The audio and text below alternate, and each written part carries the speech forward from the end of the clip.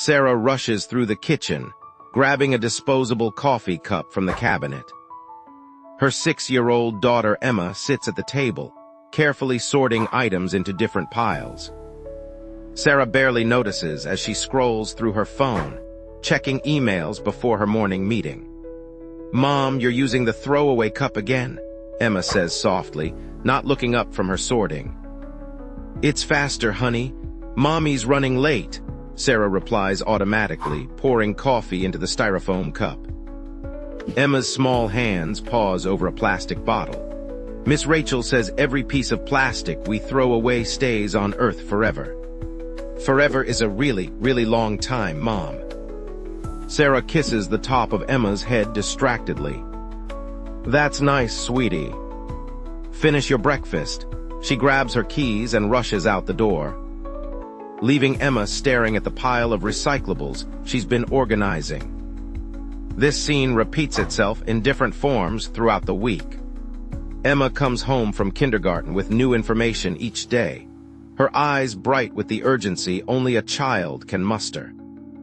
She talks about polar bears losing their ice homes, about trees giving us air to breathe, about how the ocean is filling up with garbage.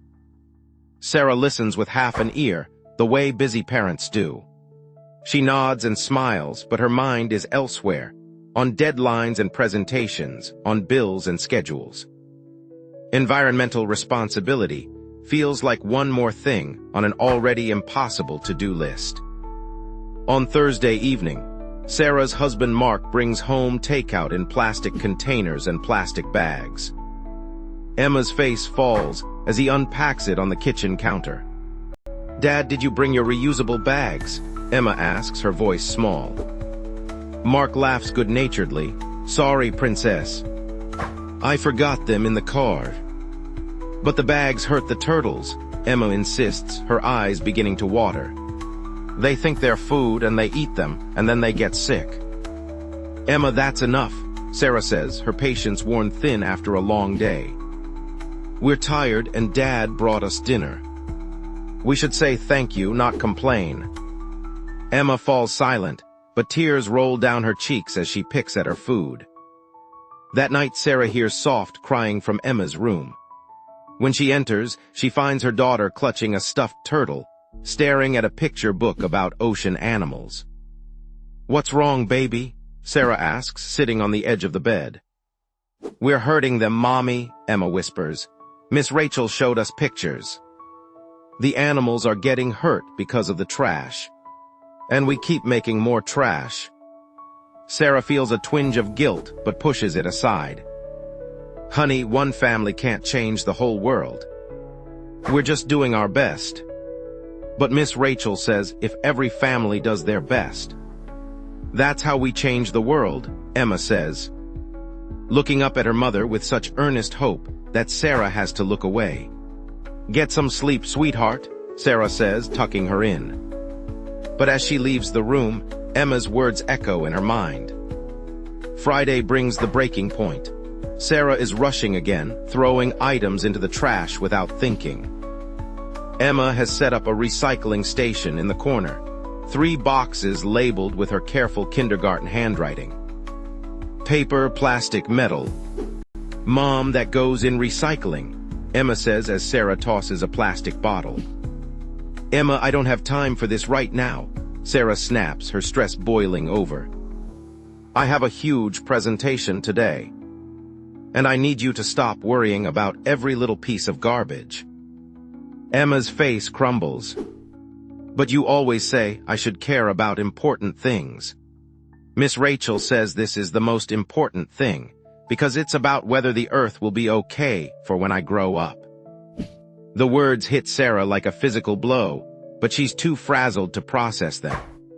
When you're an adult, you'll understand that life is more complicated than your teacher makes it sound. She leaves for work with Emma's silent tears burning in her memory. The presentation goes well, but Sarah can't shake the image of her daughter's disappointed face.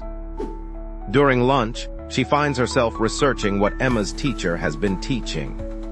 She reads about microplastics in the ocean, about landfills overflowing, about climate change, and its impact on future generations. Future generations, her daughter's generation. That evening, Sarah comes home to find Emma and Mark on the living room floor. Emma has created an elaborate display with her toys. The stuffed animals are divided into two groups. "What's this?" Sarah asks, setting down her bag. "Emma's teaching me about ecosystems," Mark says, and Sarah notices something different in his voice. He sounds humbled. "These animals have homes," Emma explains, pointing to one group surrounded by green blocks and blue scarves representing forests and water. "And these animals lost their homes because of pollution and cutting down trees." The second group sits on bare floor, looking abandoned.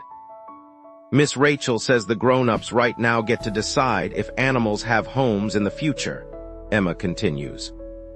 "She says kids can't vote or make big rules, so we have to ask the grown-ups to help. We have to ask really nice and hope they listen."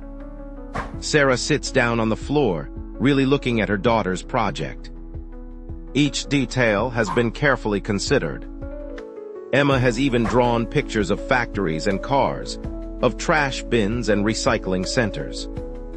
"I've been thinking," Mark says quietly, "when did we become the kind of people who teach our daughter that convenience matters more than consequences?" The question hangs in the air. Sarah thinks about all the small moments this week. All the times Emma tried to share what she was learning. All the times they dismissed her concerns as childish simplicity. "You know what's really hitting me?" Sarah says, her voice thick. "Emma comes home every day trying to teach us, trying to help us be better, and we keep telling her it doesn't matter. We're literally teaching her that caring is inconvenient." Emma looks up at her parents, hope and uncertainty mixed in her expression. "What if we listened?" Sarah asks. "Really listened? What would you want us to do, Emma?" Emma's face transforms. She jumps up and runs to her backpack, pulling out papers and drawings. "Miss Rachel gave us this list for families. It has easy things and hard things. Together..." They look at the list Emma has been carrying all week, waiting for her parents to be ready. "Use reusable bags and bottles. Turn off lights, recycle, compost, walk instead of drive when possible, buy less plastic. Plant trees. Some of these we can start tomorrow," Mark says. "Some we can start tonight," Sarah adds, looking at the disposable cups in the cabinet. Over the following weeks, the family transforms. Not perfectly, not all at once, but steadily. Emma's recycling station becomes the family's recycling station. The reusable bags make it into the car and actually into the store. Sarah invests in a good travel mug and discovers her coffee tastes better anyway. They make mistakes, they forget sometimes. But Emma, with the gentle persistence only a passionate 6-year-old possesses, keeps them accountable.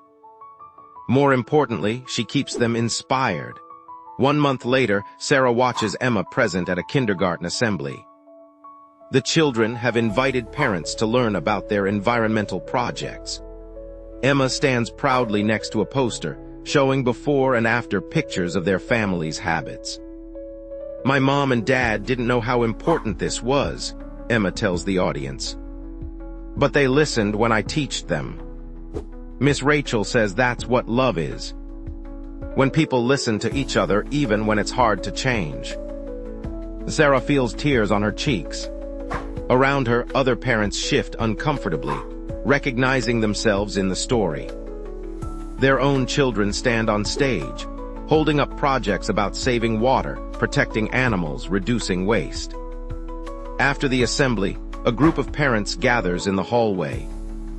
They're laughing, but there's something profound underneath. "When did kindergartners become wiser than us?" one father asks. "Maybe they always were," Sarah replies.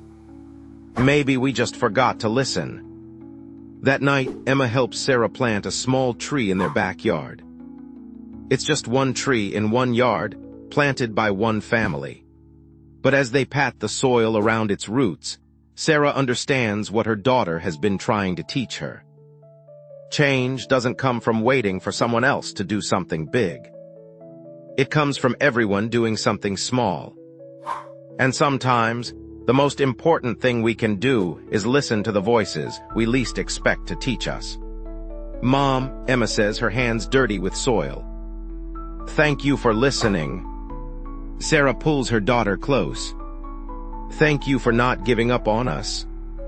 As the sun sets, Sarah thinks about all the parents who dismiss their children's environmental concerns as phase, as school propaganda, as childish simplicity. She thinks about how close she came to being the parent who taught her child that caring doesn't matter. The truth is, children see the world with a clarity we lose somewhere along the way. They haven't yet learned to justify convenience over conscience. They haven't yet accepted that some problems are too big to address. They still believe that if something is wrong, we should fix it. They still believe that if something is important, we should care. Maybe the question isn't whether we should listen to our children about environmental responsibility. Maybe the question is, what does it say about us if we don't? What are we really teaching them when we choose convenience over their future? When we model indifference to the world they'll inherit? Emma's kindergarten class won't change the world alone. But they're changing their families, one conversation at a time, one reusable bag at a time, one planted tree at a time. They're teaching us that it's never too late to start caring, never too inconvenient to do what's right. Sometimes the greatest wisdom comes in the smallest packages. Sometimes the teachers we need most are the ones still learning to tie their shoes. And sometimes the most important lesson we can learn is simply this: when our children speak about the world they'll inherit, the least we can do is listen.